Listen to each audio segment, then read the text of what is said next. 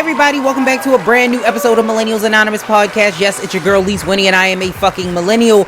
So we're gonna get things started right and quickly because we have two guests. We have two guests on today's show, so it's gonna cut top 10 trending topics down quite a bit because we got two guests. We have to accommodate two guests. But next week we'll be back on schedule. I might even drop a separate bonus episode with just the top 10 trending topics or whatever. We'll see how this goes. Whatever. But I do want to say that we have two amazing guests, but we had an amazing guest last week. Mr. Showtime Brando from P Valley, DJ Never Scared was here. Brandon, he was here. So I want to give a big thanks to him for coming and gracing the platform. He was amazing. He was such a lovely guest. He's such a bubbly personality. You ever met somebody and it's like their personality is just like, oh wow, you're a human and you're so down to earth. Like, he's just that guy. He's very, very wonderful. Very awesome. Yeah. So big ups to him for coming through. So make sure you stay tuned in for P Valley's next season so you know when that drops. I know that I am waiting. I am absolutely waiting. But since it's quarantine and I'm doing my part, okay, to stay home and be well and keep others well and whatever, limit the exposure or my contact to the exposure of COVID and everything.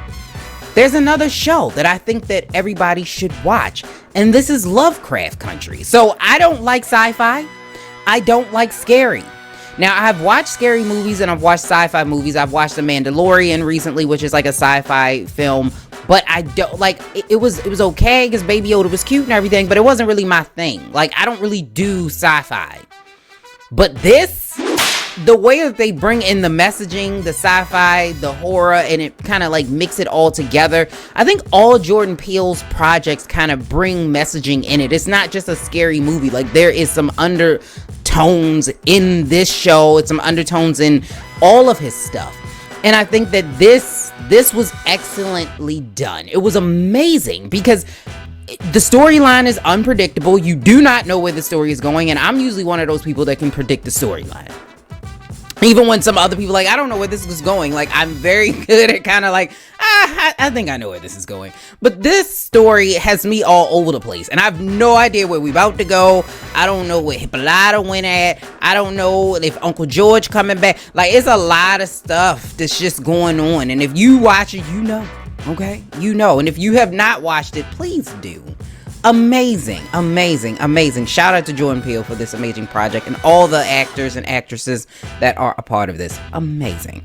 But we do have two guests. So today we have C-Drip, who is a rapper here. He's a brand new rapper hitting the scene. So he will be here in a WRDR sponsored segment. So we're going to shout him out and we're going to talk to him about his upcoming project, Dead Wrong. And we are also going to be talking to Mr. Royce Massengill from Royce's Rant. So I'm excited to talk to him as well. He has a wonderful platform that he's created for himself. He talks about everything. He has one of those voices that you don't often hear.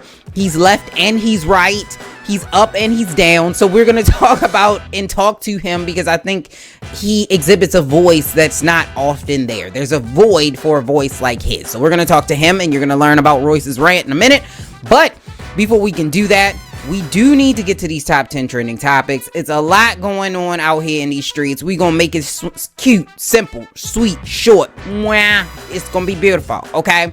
That's what we gonna do. I came here in my workout gear. We gonna get this done today. All right. And then we're gonna move on. That's what we're gonna do. So let's get to these top 10 trending topics of the week.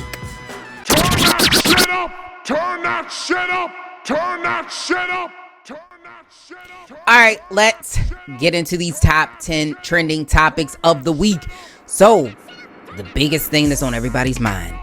Trump got that Rona. Trump got that Rona, and I'm not talking about that Roni like that San Francisco tree. Trump got that Rona. He got that COVID, okay? He was out here raw dogging it. He was maskless. He was making fun of dudes that wear masks, like Joe Biden. He said Joe Biden had the biggest mask, which is funny that he said that a man had something bigger than his, but he said that Joe Biden had the biggest mask ever. And he was out here protecting himself. He raw dogging it, and when you raw dog the air in these COVID streets, you get a disease. And COVID jumped in there, she jumped in there and she got him infected. So Donald Trump, we don't know. He is 74 years old. He is a little overweight, and he may or may not have an underlying medical condition. So he was transported to the hospital. Okay, they sent him to the hospital, but the doctor said, no, it's cool. You know, this is standard protocol. I ain't bring the first lady because, you know, she whatever. All right, you know, she whatever. But this is just standard protocol. He the president. Okay, he deserves the best care. You know, fuck everybody else, but he deserves the best care. Fuck everybody. And that's pretty much what I got. Every time he talks, that's what I got. But yeah, Trump got that Rona. Apparently, he's been given 2 experimental drugs.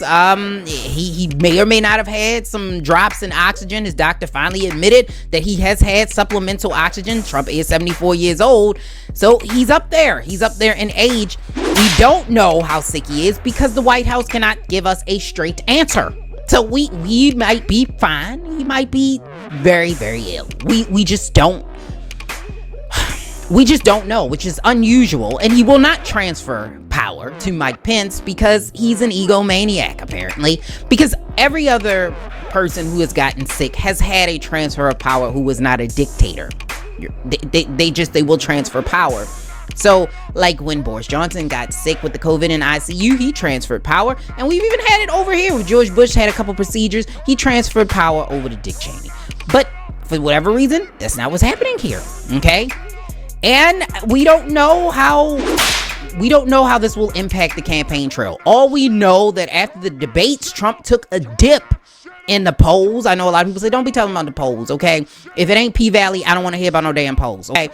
Because the polls was wrong with Hillary. I don't know if we're going to have the same thing with the polls being wrong again. I think that this COVID and Trump having to face the COVID and having to face the fact that COVID is real after he said that the COVID was a hoax, it's going to come back and bite him in the ass. It will. And he can't campaign to get donor money, and he's already behind Joe Biden in campaign monies. So we don't know. We don't know how this will play out on the campaign. We don't know if we will get another debate. Speaking of debates, it was crazy. Okay, it was a little crazy. It was like watching the movie Two Grumpy Old Men. It was a lot of fumbling. It was a lot of bad just language. Okay. And it was just very crazy to me to see it. But why are we shocked? This happened at the Republicans back when him and Marco Rubio was talking about dick size on camera. Talking about my hands ain't small. You know what small hands mean. This is not the first time we've seen this inappropriate bullshit. Why are we embarrassed now? This been happening and y'all elected the motherfucker in 2016. We not gonna sit here and pretend like you didn't know that this is who he was. Y'all knew. All y'all undecided voters, y'all already know what you're dealing with. And he was president for 4 years. What more do you need? Like, you can go see what Joe Biden is about. You can go see what the third party candidates are about. Why are you undecided at this point? And why does a debate decide whether or not you're going to vote for the person? I don't know. But all I'm saying is, I don't think y'all undecided. I really don't. I think that most people know who they're going to vote for. They just don't want to say it out loud. But the debate was crazy. It was crazy. And a lot of the stuff that he said at the debate has now, and I'm talking about Donald Trump, has now come. I don't know if anybody's surprised by this. Because we all knew it was coming. We knew it was coming even when he looked in the camera at the debate. And he said, I don't have a problem, with COVID and my campaign rallies. And I just want to say Herman Cain. Like, why he didn't bring that up, I don't know. I was screaming at the screen like, Herman Cain, say Herman Cain. And he just let that go. But so we will see how Mike Pence handles the COVID questions when he faces Miss Kamala Harris. Or, as Saturday Night Live put it, woman as president, she got that WAP.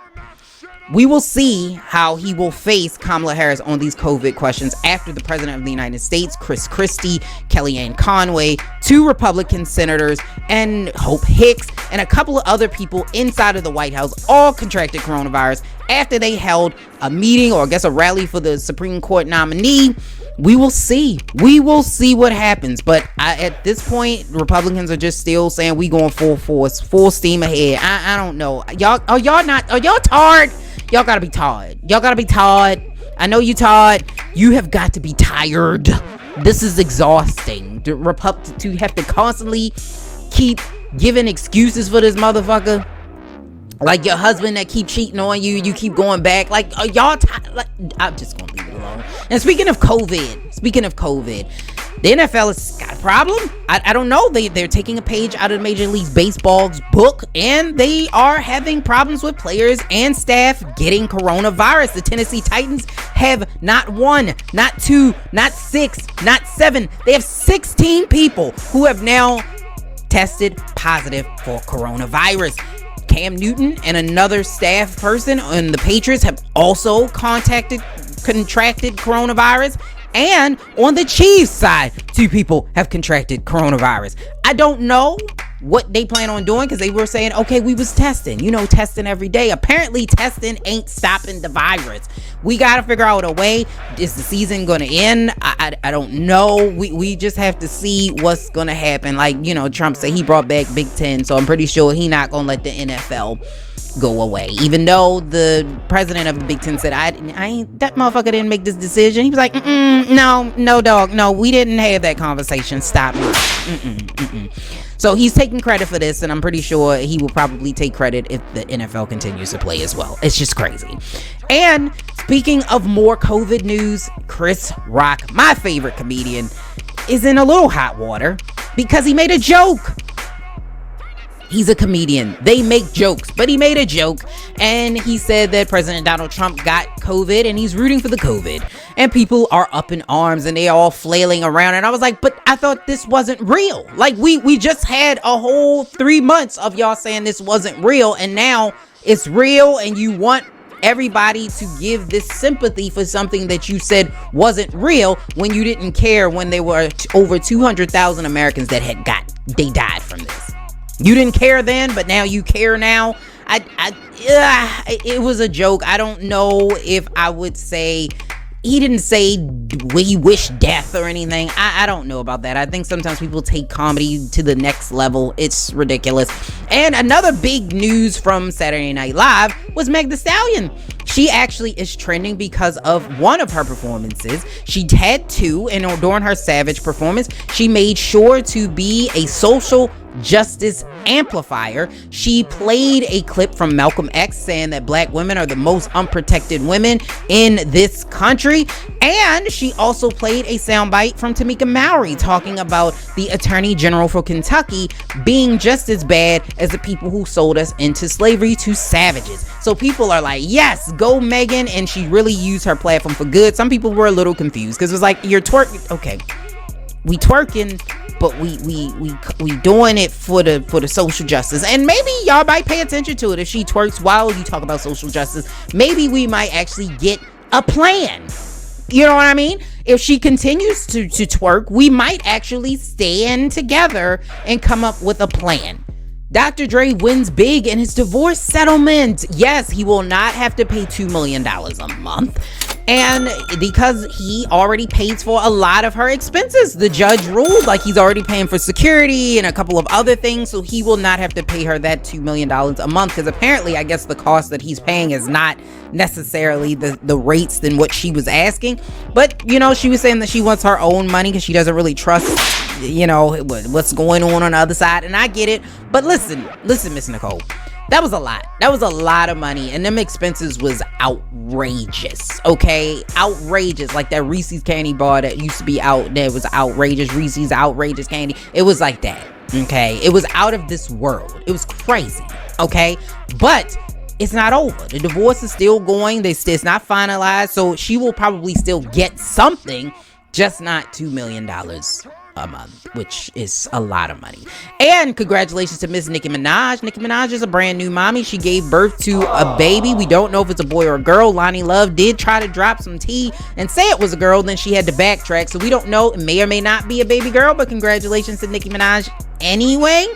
And SZA had to come and clarify some news because Drake dropped a song with 21 Savage and Metro Boomin's Mr. Right Now is the name of the song, and he said that he was dating SZA back in 2008, and people was like, wait a minute, 1 2 3 4 5 6 7 8 9 10. Wait, no, wait, Drake, she was a minor. And she jumped out. She was like, nah, actually I started dating him in 2009. It would have made me over 18, so all is good. He wasn't a pedophile or anything. So I don't know, and I really, at this point, don't care. And Mr. Tekashi 69 is back in the news again. It kind of got a little bit buried in the sauce because of all the things going on. He allegedly overdosed on caffeine diet pills, but his attorney has come out and saying that that's not true. He's saying that that is false. That is not what happened to him, but he was hospitalized. So I guess we well wishes to him too, you know. Thoughts and prayers for him. I hope he gets better as well. But yes, allegedly there may have been a overdose on his part. So this has been the top 10 trending topics of the week. So let's get into these two interviews that we have. The first one is with C-Drip. The second one is Mr. Royce Massengill from the Royce's Rant. So let's see what we got going on with Mr. C-Drip.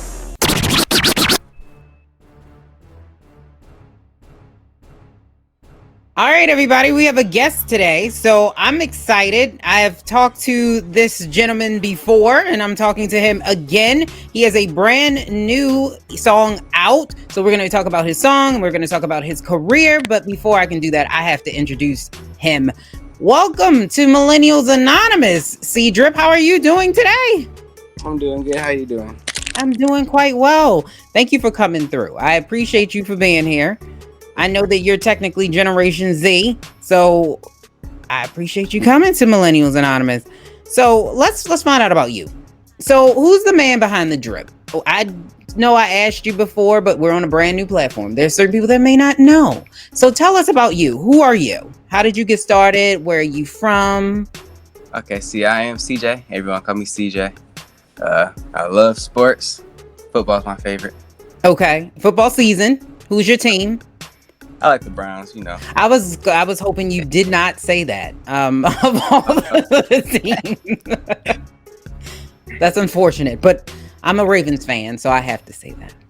Ooh, Ravens? Yeah, Baltimore Ravens. Yes, big trust, Lamar Jackson. Yeah, we just beat y'all, so it's okay. It's fine. It's fine. Come back and we'll see. Coming back. I mean, y'all haven't been good since Jim Brown, but that's fine. We'll move past that. I'm not going to hold that against you, that you're not a Ravens fan. I'm not. You're from Cleveland, right? Yeah.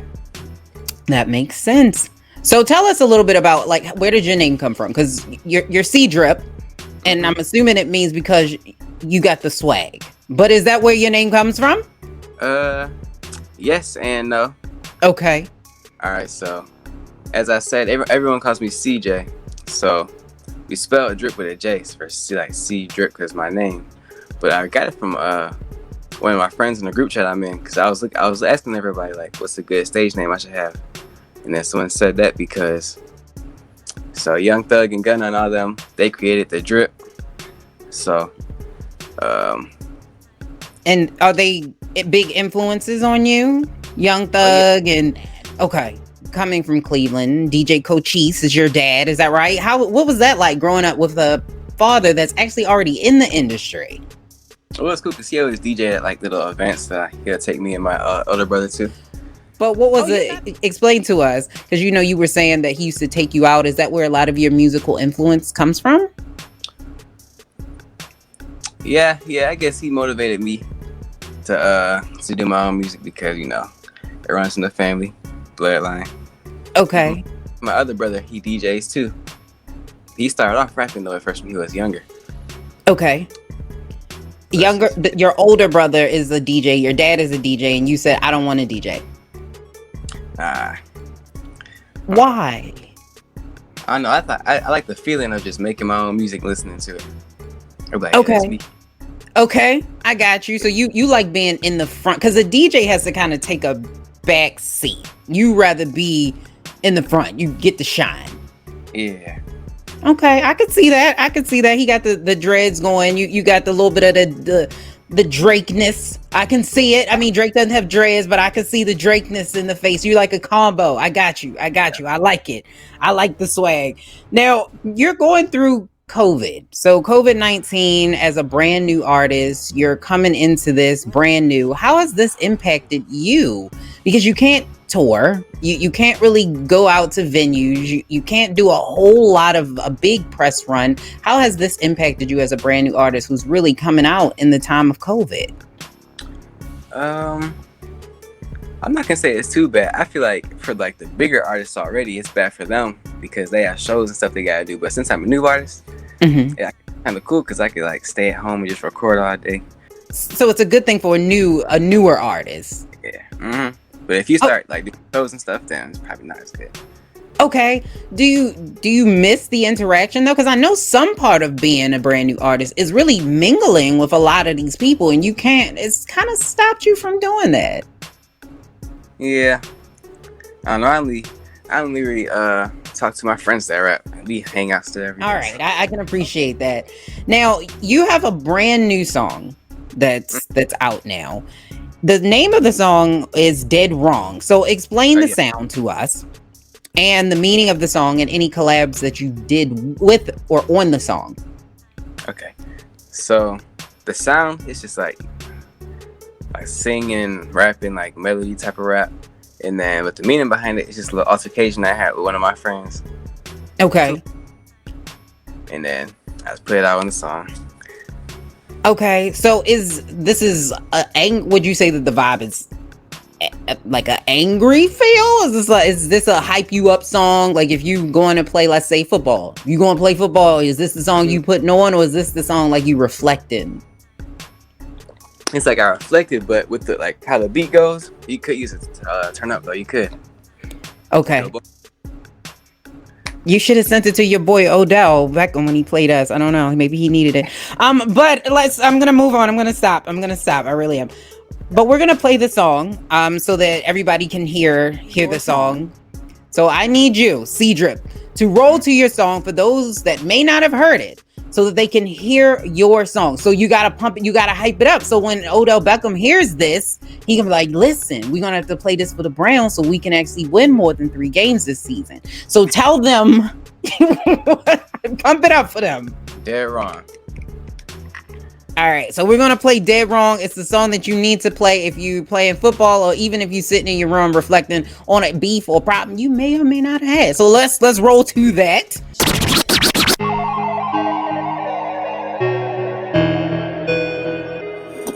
Walla Beats.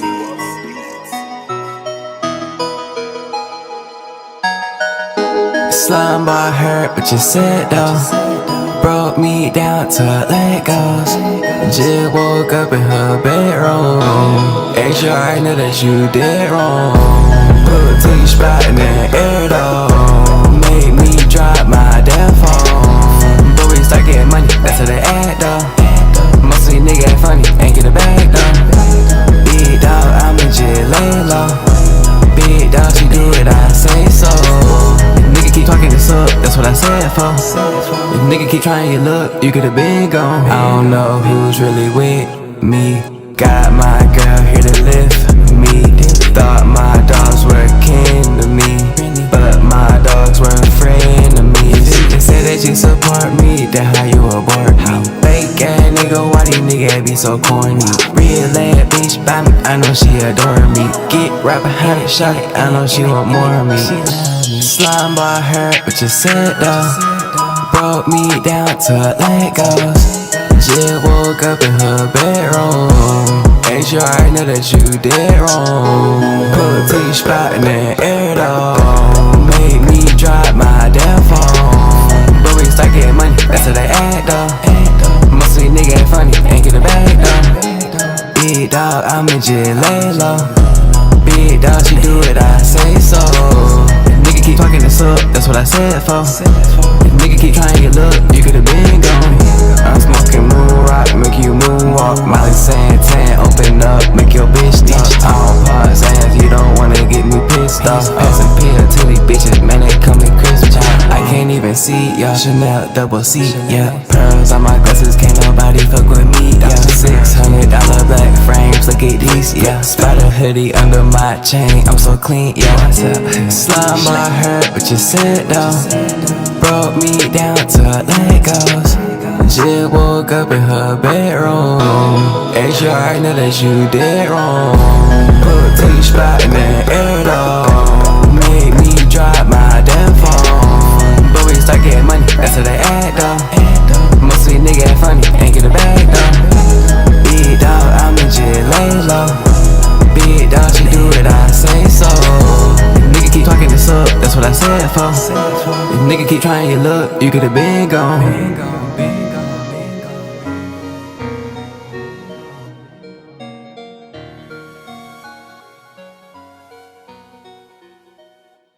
So that we just heard Dead Wrong. So where can people listen to it? So if they're like, man, I really want to download this song, where can they get it from?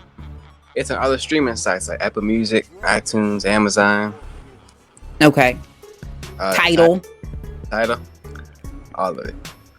Yes. I told you last time I'm in the Beehive, so I got Tidal. I'm one of maybe the only people that have Tidal. But Tidal is dope. It actually plays the artist, I think, a little more than the other streaming sites. People be sleeping on Tidal. Tidal is good. They got issues like everybody else, but they good. They decent. So who's on your radar? Tell us. So people that you want to collaborate with, if this was a dream world, either newer artist or a bigger artist, where if you could pull them in on your debut album, who would you be looking for? I'm probably looking for Lil Uzi. Okay. One or the other. Okay. Why Lil Uzi? Because they both kind of fit the vibe that I'm going for. This next project I got coming. All right. So listen, if y'all hear it, he's saying that he wants to collaborate with you. Now, not Mulatto. She's really big right now, and I insta stalked you a little bit, and I saw that you had a picture with her. Is there a collaboration? Could there be a collaboration, or is that just like a meet and greet? That was a meet and greet, but there could be a collaboration coming. Shoot, I'm always down. I'm ready. Okay. All right, so it could be coming potentially. She's blowing up right now, so has songs everywhere. So I could see that. Yeah, I could see it. The light skin connection. I could see it. We need to get this. We need to connect it and bring it. We need to bring it to fruition. Come on, let's do this. And so we know that your song is coming out. Now, tell us a little bit about your former songs so that people can also listen to them, because I think you had one that came out in, was that June or July? Yeah, bet it. Same thing. Where can they get them from the same streaming platforms? Is there an album coming? That's on SoundCloud, and there's a music video too on YouTube you can look at. Okay. But I do got a mixtape coming up soon though. All right, I like it. So we're waiting for your album. It should be, your mixtape will be out 2020 or 2021. I'm shooting for 2020. Sometime late. Yeah. Christmas album, maybe? Like around that time. Mm-hmm. Okay, so we're gonna get an end of the year, maybe a New Year's mixtape. So make sure you listen out for that. Make sure that you go watch the video Bet It. And Dead Wrong has a video as well, doesn't it? Mm-hmm. Just dropped like 2 weeks ago, maybe. All right, so I got my brother Hot Boy Keys in there. Okay. My boy, he rapper too. My boy Bam, he be rapping too. Okay. Who else in there? Hate Lil Sober and my boy Cam, my other boy Cam. Okay, and y'all don't have a collab yet? No, not yet. See, you gotta be using your friends. You gotta connect. Since you out here, you gotta put him on. He gotta be on the mixtape. I'm telling you. But it's a really good video, so make sure you go check out Bet It and check out Dead Wrong on YouTube. And they can find you on YouTube under what name? C-Drip, C_JRIP. Okay, so make sure you go to YouTube, watch both videos, and make sure you find him on all of the major streaming platforms so that you can stream his music. He is an independent artist. He needs y'all to go stream the song as many times. Just put it on a loop, put it on repeat, and keep playing it. Okay. Yes, well, I appreciate you coming through. You can come back once your album drops, and once we get that mulatto, that mix, that connection, you can pay me in nickels if it happens. I'm just saying, because I put it out there in the world. But I appreciate you. So make sure you come back. Make sure you follow him on all major social media platforms. You can find him at C-Drip as well. And make sure you watch all of his videos and stream his music. Go ahead. It's C-Drip 1, CJRIP, and the number 1. All right. So you do that. Thanks so much for coming through. We appreciate you. Thank you for having me. Absolutely. Well, we have a guest today, another one. So actually, this will be two in one show, which is typically unusual, but we got two. So we are talking to Mr. Royce from Royce's Rant. So if you're not already kind of like, we're podcasters, so we're gonna talk. We talk. That's what we do. And I'm also a little bit of a researcher, and I like to look people up. Yeah. And before I got on here, I was like, you shocked me a little bit. And he was like, what do you mean? Because you got it's a whole thing about you. Now you're gonna have to explain this one to me. Tell me. So this is what it says on Instagram. Okay. So you're an African American activist, community organizer, social libertarian, conservative, neutral party member. So what the fuck does that mean? So does that mean that it's a black dude that doesn't like to pay taxes and has a white woman? Is that what we're going with? Is that where we're at? No. Did I get it? No.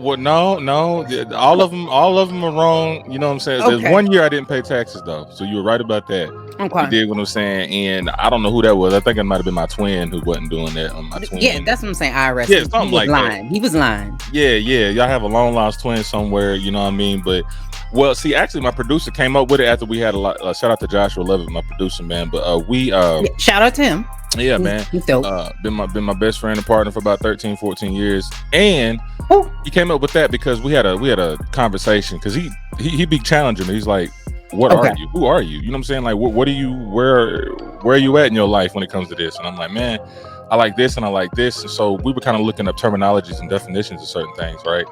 And he said, man, you're a social guy, like you're a fair guy. You want this for everybody, but then you don't go overboard, because you want people to, you know what I'm saying, to work for certain things too. You know what I mean? So that's where the conservative side comes on. You know, got you. Where it's like, all right, I kind of like the way things are. You know what I'm saying? We just got to bust the ass to get it.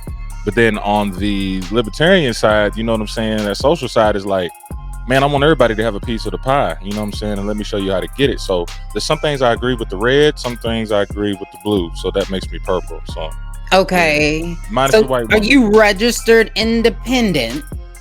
Am I registered independent? Yes. Actually, I'm still registered as a Democrat. Actually. I was about to say, you don't have to say, because you know that's like a bad word to tell everybody what you doing in these streets. I'm the real Democrat though, you know what I'm saying? But what? Wait a minute. I'm the real? Yeah. I'm the Democrat. I'm the opposite of what people think. You know what I'm saying? Democrats are, man. Real talk. Like, okay. What's a Democrat? Okay, to me. All right, Democrat is. I'll keep it real. Democrat is a little bit on the social side. Okay. You know what I'm saying? They kind of leans over to socialism. The people use socialism like it's just like a bad word, but then there are certain levels to socialism too. You know what I'm saying? I'm not talking about the Venezuela socialism. Well, that was a disaster. That was ridiculous. You know, I'm talking about like subtle socialism, like, okay, Medicaid, Medicare. Okay. Yes, all that jazz. You know, now I do understand with I know a lot of things with the healthcare. People talking about, I want free healthcare. I said, all right, well, I would like it too, but understand there's going to be some other things on the scale that's going to have to be raised up, like taxes. Right. And they say every time Democrats come in, you know what I'm saying, like them tax. I'm like, well, look. Well, taxes pay for the Republicans, because you have the Republicans. Yeah. They run up all this debt like now. And somebody got to pay for it. Somebody got to pay for it, and it be people like us, don't it? It is always the working. It seems like the working class, or the people that they make too much but not enough. Yeah, and it's almost like the more money you make, the less you got to spend. That is true. And see, and I'm trying to get to that part. You know what I mean? But still keep too. Values and morals and stuff like that, because I know that you can get really caught up in titles and stuff, and you could start off poor, right, and then end up being rich, and then change your whole party, not like you ain't never heard of being poor before. Kanye, you know what I'm saying? That 3.2 billion is calling out the name. Is it, or is it an asterisk by it? Do we know this for a fact? I don't know. Maybe he's worth that much. I don't think he has that much in the bank. You know that go. He probably got 10% of that in the bank. Yeah. I don't know, but because you're like a social guy too, so that's the social side of you. I am also a registered Democrat, but I am a moderate. Now, in order to have, now I'm trying to get to the Purple Party. You know what I'm saying? We're trying to start the Purple Party down here, which is actually called the People's Party. Shout out to Noel Bivens. Noel Bivens was a running Democrat for Tennessee State Rep District 4. And she just got really pissed at the Democratic Party and just everything that was going on. So she was like, nah, I'm for the people. And we've always been for the people on my podcast. Like, it's all about the people. And I'm like, well, why not call it the People's Party? But I call it the Purple Party because it's like I'm hearing different views from different people. Everybody wants the same thing. They just got a weird way of going about it. You know, they attach their morals to policies and politics. And what I was told from an op, that the Constitution, you know what I'm saying, it didn't write laws about how you felt. Okay, you know, he was kind of harsh with. I'm like, yeah, I guess that's true, but I mean, the people who did write the Constitution had a feeling. You had a feeling to write the Constitution, so it came from your heart, right? Right. That whole not really a man thing, kind of. That's not what wasn't a fact. That was a feeling. Now, what I will say, Lisa, is this: within the Constitution, I do agree with the words that are written. It's just they were not. It was almost like it was a contradiction. It was a contradiction. Because, and listen, here's what I'm trying to say. Okay. They said all men are created equal. Should that be true? I believe so. Yes. Okay. So I believe in that vision. I believe in it. I'm not saying that that's what happened. I'm just saying what was written. I believe, that's the way it should be. Yeah. All this. But within that all men are created equal, black men and women were considered 3/5 of a human being. Right. There's the contradiction. You know, so that was based off of how they felt. You know what I'm saying? It's almost like they rearranged the laws to turn this into aliens because we weren't really all the way human. So we must have been superhuman. I don't know. But what about the 13th Amendment? Because that kind of like, yeah, the 13th Amendment was kind of like, giving candy to a baby, to shut them up. You know what I'm saying? I mean, I don't agree with everything in the Constitution, but I am a centrist. Like, I'm not, sometimes I feel like I'm in a world like an island by myself. Like, I don't necessarily agree with everything that's the 13 minutes put us right back into slavery, so to speak. In 1865, technically, is when all of us heard that we were free. And you got to think about it, man. Most of us. Yeah, most of us in our minds still wanted to stay because there was nothing. They say you can't come back to these military posts if you don't have no food. So it was just like, you on your own. You couldn't read or write. And if you did at that time, like something was gonna happen to you, they was gonna find out, and they didn't want you to read or write because the most dangerous person is an educated person. Because if you're educated, I can't make you do what I want you to do if you actually are educated. So that's why I'm not gonna get too deep into it, but that's why I really don't subscribe. That's cool. And before you go too deep into it, let me just top it off right here. Black people were probably the most successful, probably about 5 to 10 years after the Civil War. Well, I guess that brings up a good point. I was going to bring this up later, but I'm going to bring it up now. All right. So do you think that isolation of the black dollar is what's going to help black people overcome in this country? Isolation of the black dollar. When you say help people, do you mean help black people or help everybody else? No, I'm talking about black people. I'm talking about really elevate black people in this society. Yeah. I feel like we need to be. I think the black population needs a one-on-one on economics, and I'm talking to myself too. So if we isolate and we're only circulating our dollar amongst ourselves, isn't it easier for them to pinpoint? Okay, that's a black community. That's a black community. You don't think that it would be more beneficial for us to take money from everybody? No, I know. I do agree with you now. Both. I agree with both. Okay. A lot of races, the white people, especially the Chinese and the Mexican. Look, on Nolensville Road in Nashville, you might as well call it Little Mexico. Okay. Because they got laundromats, they got restaurants, they got arcades and stuff like that. We come to them, they accept our money. But the thing is that what I'm saying for black folks is, yes, spend the black dollar in the black communities and black businesses if we can find some. There's very little and they're not as much advertised, especially the further south you go into these towns.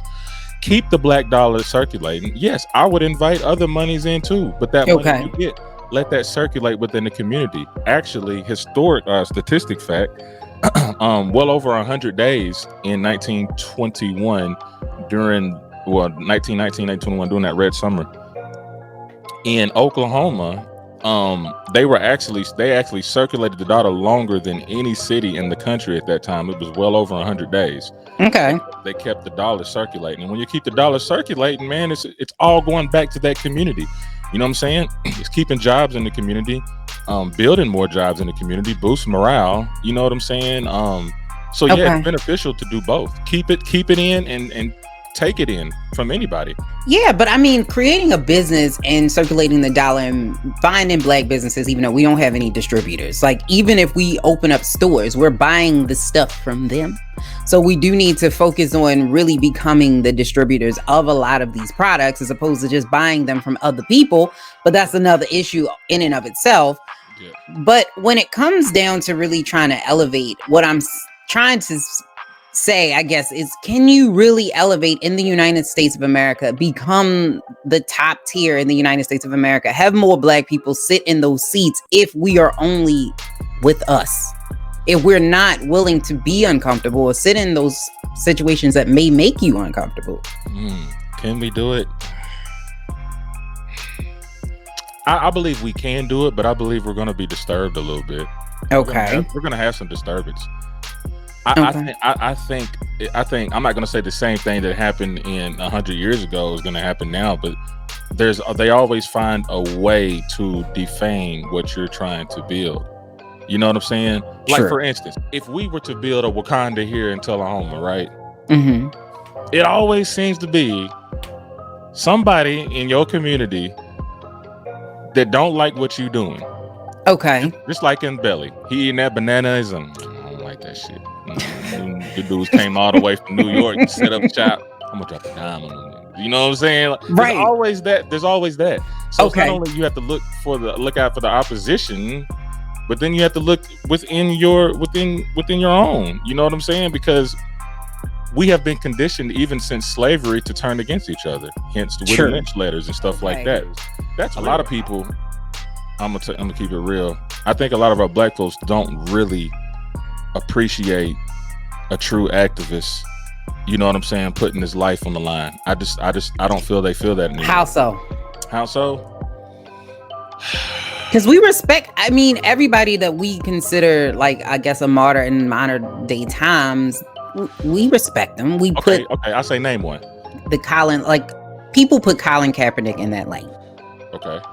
As a martyr, because they're saying that he gave up his career to try to bring awareness to criminal justice reform. What about Colin Kaepernick? Do you think he gave up his career? Do you want me to be real with you? Yeah, I want to be real.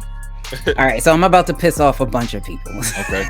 So before that, they asked him about voting, and he pretty much said black people shouldn't vote. And he said stuff like that time and time again. So I think he's an imperfect messenger for the cause, because you can't say I want police reform with no vote. I'm not 100% sold, but a lot of people believe that he is a modern day martyr.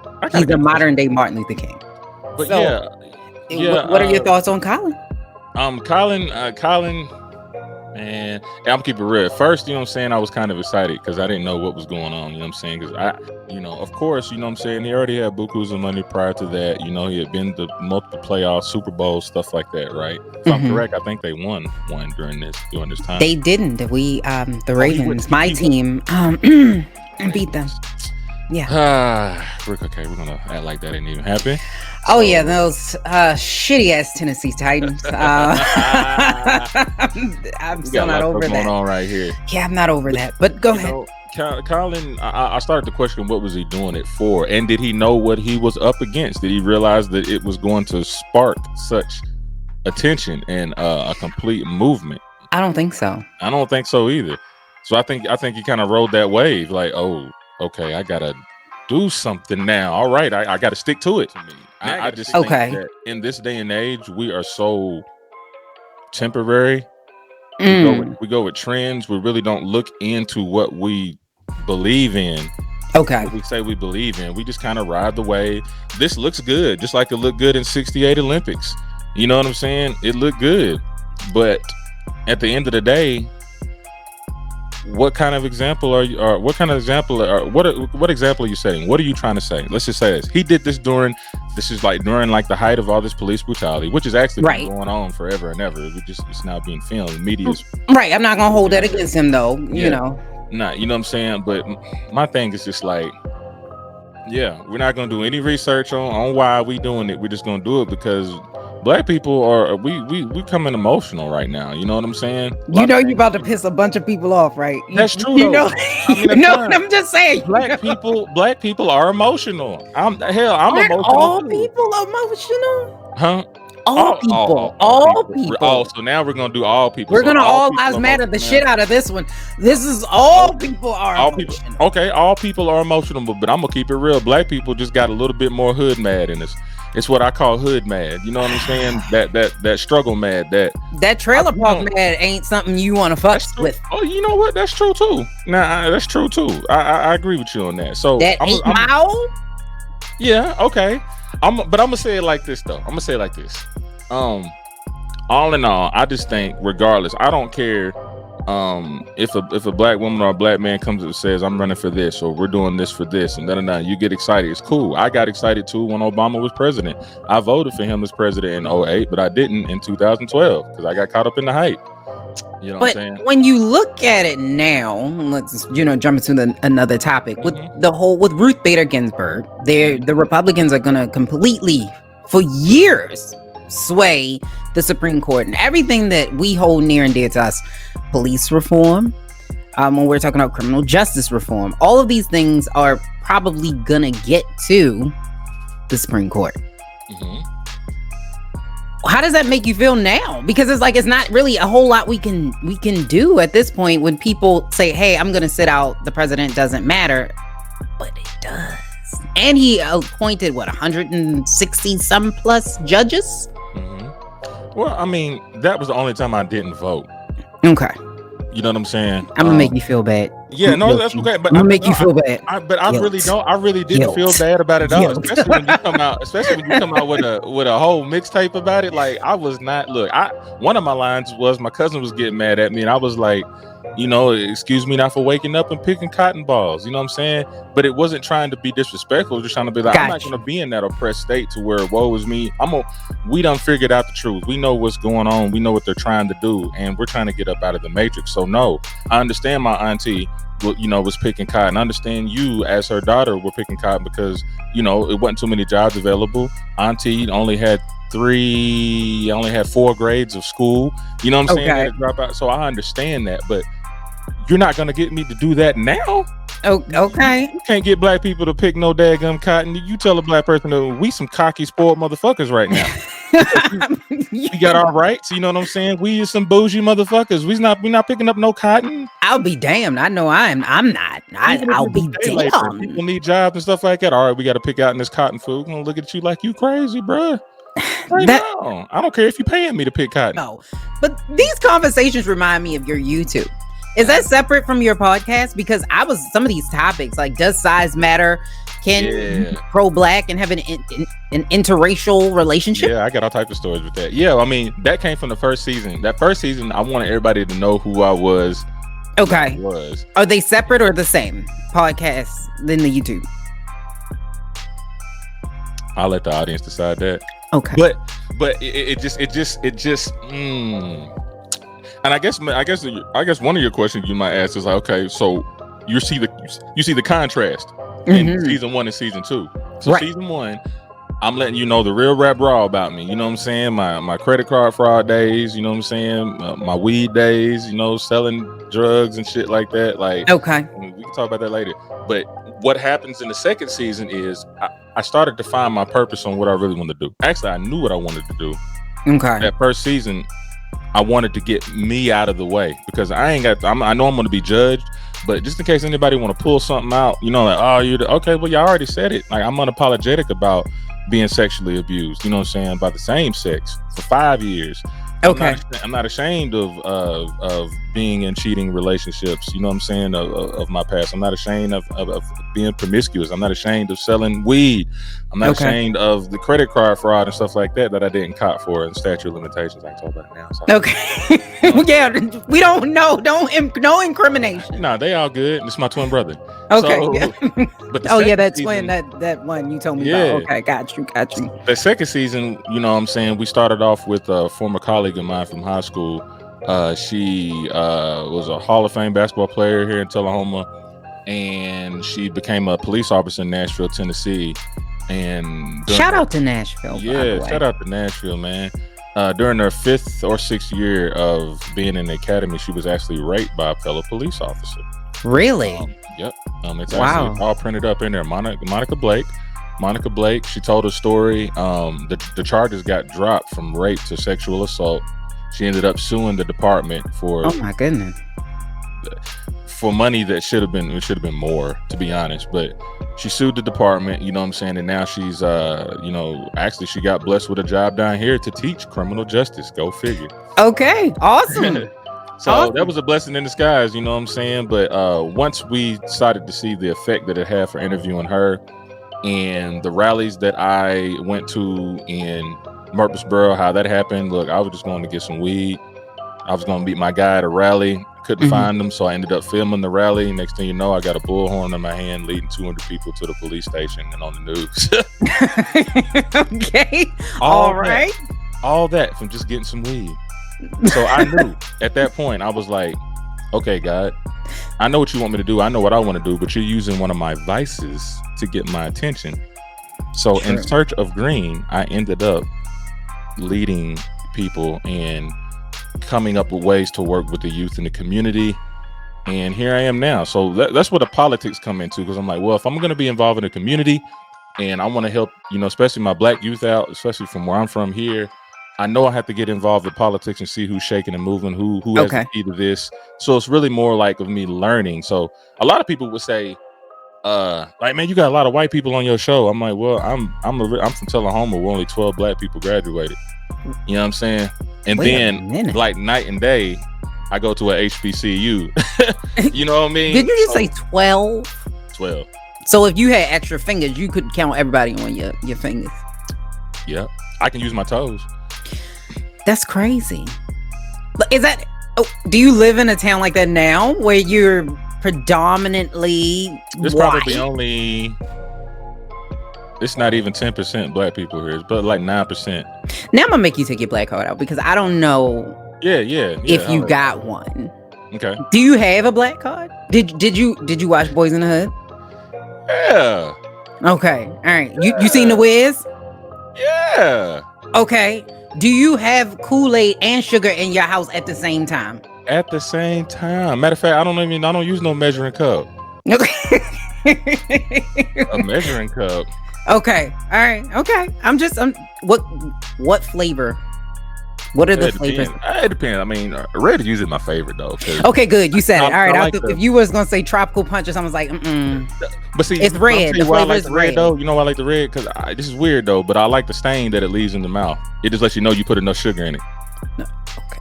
All right. I don't like the stains of. I don't drink. So I mean, I'm talking to you, but I don't even really drink Kool-Aid like that. Oh, so now you over here talking about black cards and you don't even I know. Kool-Aid. I know. I don't. You do drink aid? Now drink aid is the hood black. You can do drink aid. I'd rather drink Kool-Aid. Like if I'm going to drink something, it has to be the name brand one. I can't. I can't do drink that. aid is a name brand. But it's like a knockoff though. So I mean, I get it's like a Coke and a Pepsi, but to me, Pepsi is a brand. I'm not gonna lie, Pepsi, shout me out if you want to sponsor. So whoever came out first is the name brand, and then somebody after one is a knockoff. Right. It's the brand when you got they put a little Coke in it. That's the brand. So Cheerios is like the originator, right? But then when you have O's, is that a knockoff? Because O's is something different though. O's, I like O's better than Cheerios. I didn't even know about O's really until they don't stock up. You can actually let them sit for 5 minutes and they'll be good. I don't know. Cheerios is like that too. Don't be fucking with Cheerios. What? Cheerios. This not Frosted Flakes. Now Frosted Flakes is that mushy shit that if you leave it in the milk, it's gonna be mushy. Yeah, kind of like Fruity Pebbles. You gotta eat it fast. Yeah. See, I can't fucks with Fruity Pebbles because the color and the mix, it's just, I can't. Now it's got gluten free, so it don't taste right no more. Is it gluten free? That was what it needed. It needed the gluten. That was what held it together as a kid. Now it just tastes like baked paper. Well, first of all, he called me Lies when we met. He was like, "Is your name Lies?" And I was like, "Why would right? I did. why would my name be Lies?" But I'm gonna let that slide. We're gonna roll past that. I before E except after C, right? Yes, but my name is not Listen, don't be calling me Lies. I don't want to hear it. It's not. My name is not Lies. People, don't put it in the comments. Don't send me no messages. My name is Lise. Okay, but let's talk about your background a little bit. So you've been through it. You've been through it, and it's interesting that you are an African American man who is talking openly about sexual assault, because like we heard it, like, you know, with DMX kind of coming out and saying it. He's been saying it for years, but we kind of overlook it. And I think when you see men who have faced sexual abuse or sexual assault as a kid, we don't take it seriously. True. And look, I just told my Baba about it, anybody about it, for the first time when I was like 27, you know what I'm saying, which was roughly about almost 10 years ago, right? Okay. You were, how old were you when it started? 7. Okay, so you were a baby. Yeah, from like 7 to 11, 7 to 12, it happened.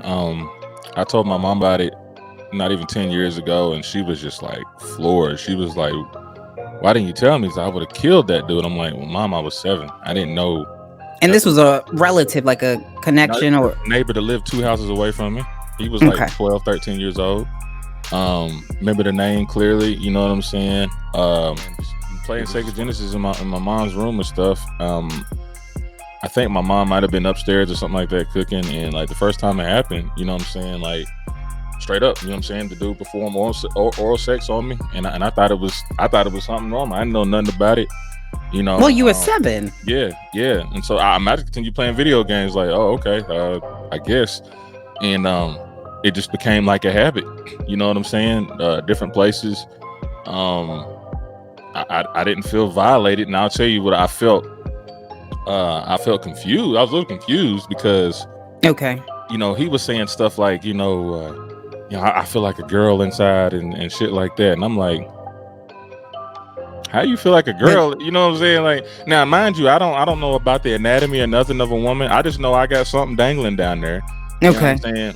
And but I was confused on why he kept saying that about himself, you know. So from there, as he was doing that to me, I had found other kids that were in the same situation as I was, and I had about two other friends my age that we were doing that to each other.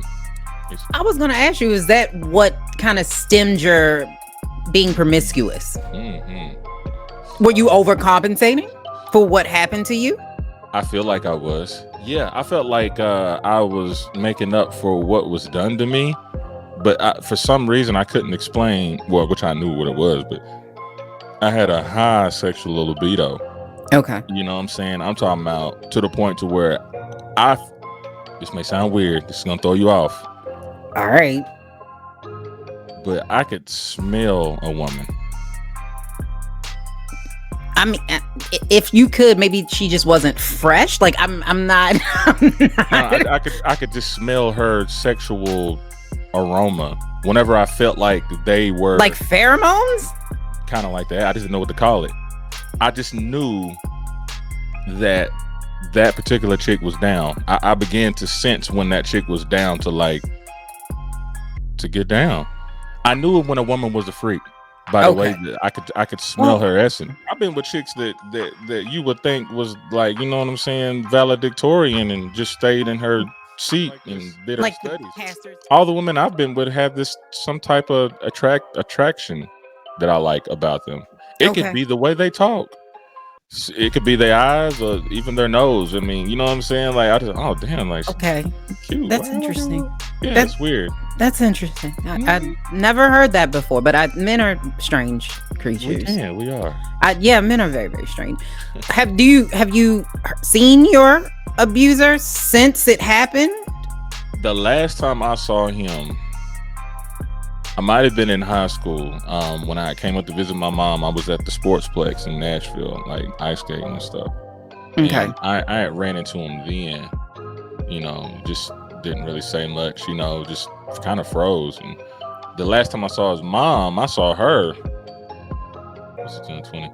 I saw her like 2015 at a grocery store one time. You know what I'm saying? Of course, Okay. She didn't know what was going on at the time. It was just awkward seeing her. You know what I'm saying? Like, hey, I could imagine. Yeah. Like she didn't know what was going on in his back room. You know what I'm saying? Right. So it's just, I just kind of think now, I'm like, man, I wonder what he's doing. I wonder if he's like all the way gay, or is he in the closet? Is he married with kids and doing stuff behind, closed doors? Because he seemed like that type. Okay. You know what I mean? But I haven't spoke to him. Like, I ain't even bothered really looking him up. I could probably look him up easy. A lot of black folks don't like to talk about stuff like that, because it happens in our families and it does. Stuff. It's just like a taboo. I think it goes all the way back to even them slavery days. We were being molested and raped, and master was telling them to shut up, don't say nothing. I don't care if my wife pregnant or not. I don't care if you pregnant or not. I'm gonna kill that baby if you say something. Like, that's a generational thing too.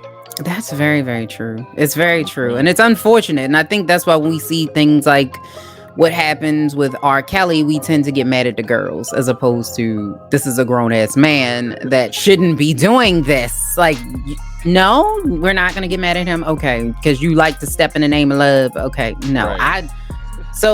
I like Joe Budden and I like Charlamagne. I like them both. And he brought up a good point. Joe Budden did. He was saying, because there's a boom. Oh, you said Joe Budden. I thought you said Joe Biden. Budden. Oh, yeah, I like them both. Yeah, my bad. Let's go. No, you're fine. Budden. Okay. From the JBP podcast. Yes. He said a quote, and it was pretty profound. It was like, who is the kingmaker? Is it the one that runs the kingdom, or is it the person that makes it? Who is really responsible for this boom? And because the small podcasts don't really get credit for it. It's always the celebrities who have this backing, who built this kingdom. Small ones, just like small businesses mean here in America. Small businesses are the heart of America. Small podcasts are the heart of the podcast. You know why? Because we are the blueprint of the reason why they're so big now. Because he's the blueprint. That's what I'm saying. Like, he is we. I came. He is we. You think he's us? Okay, but my point is that nobody was doing podcasts like he was, especially black. Okay. Like, he was really doing a podcast, except there was no platform for it. So let me just go on YouTube and do it, right?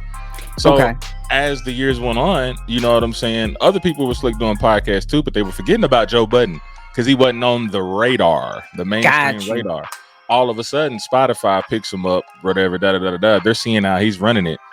And now they're like, oh, well, now we got a podcast department now. Like, because, Spotify was just music. Right. So now they got a podcast department, and come on now, you can't say that they weren't peeking over and how Joe Budden was doing it. They built that around him and then offered other people that I don't feel is as hot as him a lot of money. Well, I mean, we're not going to say that Joe Rogan is not the king of the pod. But he's not the king of the pod. I'm not going to say he's not the king of the pod. It's like, I'm going to get the king of the pod to Howard Stern. True, because he's been doing this. He's the OG though. That's the day OG. one. You know That's the day one. Joe You gotta Rogan, throw Wendy in there too. Yeah, Wendy too. Yeah, she had that exclusive interview with O.J. Simpson. And Whitney, that debacle. Yeah, Lil Kim. So, but I'm not taking anything away from Joe Rogan, but like, I just don't identify with him. True. I mean, he's a conservative like you. I mean, he's in your wheelhouse. I mean, he's just white, but he's in your wheelhouse. But what's your issue with Charlamagne? Like, because I know you don't really agree with the way Charlamagne. Yeah. I like Charlamagne. Don't get me wrong here. It's just that sometimes I think he can be a little bougie, and he'll play both sides of the fence sometimes. Bougie. Yes. Charla? Yes. When the radio is cut off, he is I ain't gonna say he's tap dancing, but you know, he moonwalking a little bit. Where you hear this from? A blog? Did you hear from a blog? No, this is pure discernment and just being in the radio business and like me reading people. Like, okay. Listen, Charlemagne, you know, I do respect his growth because before he was the messy king. You know what I mean? He get on all types of shit and he'll get up under your skin. But if you notice, Charlemagne only picks with people he feel like he can pick with. He ain't fucking with Jeezy. He ain't fucking with Gucci Mane. You know what I'm saying? You know that he called Gucci Mane the boogie monster, hip hop. You know, you could tell he was terrified when Gucci Mane was in the building. I mean, he's run from a couple people, but we're not gonna talking that shit though. Like he'll talk to black women like they're crazy. True. Especially if they promiscuous. Oh golly, but let a dude be promiscuous. My boy, you know what I'm saying? Even telling these young kids, even the young kids that were coming up in the day and stuff, the little groups and stuff like that. Hey, are y'all fucking yet? No, they 15, bro. Like you encouraging them, but then for a woman, it's just like, how do you feel about? Do you feel like that you're giving? You know, like he's that is true. That is true. I will say that there's a little bit of a double standard on Charlemagne's part, but I think it's just in general. There's a double standard everywhere, but because he's so outspoken, I would have hoped he would have been the one that stood up and said something. Yeah. But I'm not going to hate on because you know, their beef is really between how to get the bag. You know, Joe Budden started the Joe Budden TV, and I'm really happy for him. He's so dope. I would love to talk to Joe Budden one day. Yeah. He got a lot going on right now though. But we gonna leave that alone. Yeah. But see, Charlemagne, this is my problem to answer your question with Charlemagne right now. Like he be so slick trying to make it seem like, okay, he's saying, well, you're going about it the wrong way. One of his terms he said was, you know, it's not how much you're worth, it's how much you can negotiate. That right there, I don't like that mentality. First off, like, okay, what do you mean? What you're trying to say? You mean when he was on the Brilliant Idiots? When he said that. Okay, it's not what you're worth. Is what you. Okay, I hear what you're saying, but see, you're only setting that bar for when you talk to white corporations. You know what I'm saying? Because they're not interested in how much you're worth. They're interested in how much you can negotiate, where it's not coming much out of their pockets. You know what I'm saying? Like you should be, and I'm gonna say this to all my black podcasters out there, you should be confident in your worth. Be honest about how much you feel like you're worth. Count in all the time you put in, count in all the equipment you've bought, you know what I'm saying? Thousands and thousands of dollars, and then equivalate how much that equipment that you bought, what it could possibly do, its potential. Like, oh, okay, I can make money doing this. This can do this. This can do that. The value of it. Yeah. And over the time that you've been doing your work, multiply that shit and come out with $1. Multiply that by 3. Shit. Because we're talking about, you know, a show like shows like yours and art and stuff. It doesn't depreciate. What I like about it is because we're coming up with new topics every week. You know, have a new guest every week. You feel what I'm saying? There's always something new, always something to talk about. So that doesn't depreciate, especially if you have relevant topics. So yeah, that value goes up. So my black men and women out there with their businesses, don't devalue yourself. I'm talking to myself too, because I was doing that big time. So you think that Charlemagne devalued himself? To an extent. I think he's just scared to jump out there alone, and he needed a little boost from the white corporations. I mean, but was it a good move? A strategic move? Would I say a strategic move? Yes, but I'm waiting to see what he's gonna do afterwards. Okay. Like when the contract is dried up now, are you gonna continue to stick with them, or are you gonna allow your other 17 other podcasts to branch off and do their own thing? Because right. I mean, I get what you're saying, but on a stance of being realistic and getting shit done, Charlemagne was able to get 17 people a bag. Yep. Whereas, you know, Joe, which I can appreciate Joe, because we're independent, you're independent. Yep. So we're doing this in a grind. So that's why when I say Joe is the king of black podcasts, Joe is the king. So when we look to him to tell and say, okay, this is what's going on in the industry, but he only was able to bring one show. But do you know why? And here's the point I'm trying to make here too. And it makes sense, because think about this. I had a show the other week, and I called it 300 Years Behind. Okay. Because during slavery, Mississippi was actually the fourth they were in the top 5 as far as the money that they were making in the world. That one state, just that one state was top 4. Did you say Mississippi? Mississippi. Billions and billions and billions and billions and billions of dollars made. 4th in the world in cotton and the commerce that, the money that they were making off of it, right? Okay. You got to think how many businesses were made off of those billions of dollars. Railroads that were built, banks that were built, schools that were built, flipped. That's just one state. And imagine how much money was circulated for 240 some odd years. Free labor. True. We get impatient. We want that dollar right now. That's cool.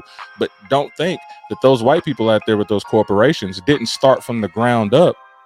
True. You know what I'm saying? It took some years to get to where they're at, and that's what it's going to take from us. But we can't get where they're getting with their money. We appreciate you coming. Can you tell people what Royce's rant is, how they can listen to it, and how they can tune in? Yeah, man. Well, actually, you can find Royce's Rant on Facebook. You could type in Royce's Rant podcast or just Royce Massengill. It'll pull up. You can find me on Anchor and Royce's Rant, Apple Podcasts, Royce's Rant, Spotify, Royce's Rant, IG, Royce's Rant. Pretty much everything Royce's Rant, and what Royce's Rant is about, it's really just the voice for the people, man. Like always, my thing is leaving that link up there for people to come in on the chat and speak on particular topics. And he does do that. That's really awesome. Yeah, man. I like to tap in. I speak politics. I speak social matters. And actually, starting next Thursday, we're going to have another show up under us, and it's going to be called The Prescription with Dr. Anatomy. What's that about? He's the author of a book called Anatomy of a Cheater. And, he's a life coach, tantra sex coach, relationship coach. Okay. I call him a pimp on the sideline because this boy, he know how to talk that ish, and he'll get up under your skin, women, like with controversial topics that'll like make you be like, what the hell did he just say? Like, you know what I'm saying? But a very intelligent guy, you know what I'm saying? He reminds me of one of those characters off of Boondocks, like Thugnificent or something, but an older version. He talked that ish. He's from Memphis. Okay, got you. Herschel Williams. So he's going to be on the show Thursday. We're going to introduce him again, but then it's just a leeway to his official show that's going to be under us called The Prescription next Thursday. So yeah. Okay. All right. So Royce's Rant is becoming the conglomerate. They're distributing podcasts. So make sure you follow him on all major social media sites and platforms so that you can know when they drop new shows and when he drops his show. And you can come back anytime, because I had a couple things I was going to ask you, like what's the existential threat of Black people, and is it the lack of opportunity or the lack of knowledge? But we'll have you come back and you can talk about that. I'll share that too. Every Monday at 8 p.m. Every Thursday at 8 p.m. Every Monday and Thursday at 8 p.m. Y'all, so y'all check me out, and I appreciate you having me on, man. We gonna trade places real soon. Okay. You know what, so I'm gonna get all up in your brain. Okay, you can do that. I'm an open book. And he also has a playlist as well. So make sure you check that out, because he curated a playlist, because he also does music. He does everything. Yeah, shout out to M.A.P.S, man, all day. And I like the acronym. I go hard. I appreciate that. I try. I do what I do. Shout out to all our listeners and all that, for supporting her. Thank y'all for supporting Independent Black Podcast. Ownership is the key. Ownership, own it. Don't Charlemagne. Don't do the Charlemagne. You know what I'm saying? do that Joe Budden and pump up your daggum masters and keep that shit. Right, but Charlemagne, I will interview you. So if you want, trust me. Name it. Just call me. Just call me. But thank you, though. Absolutely. You can come back anytime you want. All right. All right. I want to thank both my guests today that came on to Millennials Anonymous podcast. I want to thank Mr. Royce Massengill from the Royce's Rant podcast. Make sure you follow him on all major podcasting platforms. And make sure you also go stream Mr. C Drip's music. His brand new song, Dead Wrong, is out now. Make sure you stream his EP and all of his other music as well. You have to support independent artists. He's doing it all on his own, so make sure you support him. Now, I want to give you a big update. We will have a guest on next week. It is Frank Ski from the Frank Ski Morning Show. So we're going to be talking to him. We talked music. We talked background. We talked radio. We talked podcasts. We talked it all. So make sure you come back and listen to that, and you're going to love it. He was absolutely awesome. Had a really good time with him. And make sure you follow Millennials Anonymous on all major podcasting platforms, including YouTube and on Facebook and Instagram, so you can hear what's going on and what's dropping. And we will have a couple of updates coming and dropping for M.A.P.S Media about a big event that we're planning. So make sure you stay tuned and you follow M.A.P.S Media as well. So thank you so much. We appreciate you here. Have a fantastic day. Bye.